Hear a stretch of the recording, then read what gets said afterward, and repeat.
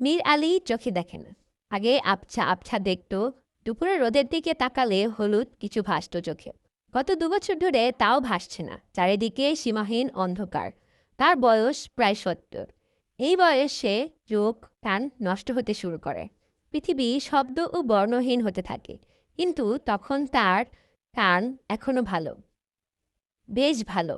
ছোট নাতিনটি যতবার কেঁদে ওঠে ততবারই সে বিরক্ত মুখে বলে, চুপ, শব্দ করিস না। মীর আলী আজকাল শব্দ সহ্য করতে পারে না। মাথার মাঝখানে কোথায় যেন ঝনঝন করে। চোখে দেখতে পেলেও বোধহয় এরকম হতো, আলো সহ্য হতো না। বুড়ো হওয়ার অনেক যন্ত্রণা, সবচেয়ে বড় যন্ত্রণা রাত দুপুরে বাইরে যেতে হয়।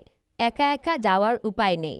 হাতে তলপেটের প্রবল চাপ নিয়ে মিহি সুরে ডাকতে হয়, বদি, ও বদি, বদিউজ্জামান। বদিউজ্জামান তার বড় ছেলে। মধুবন বাজারে তার একটি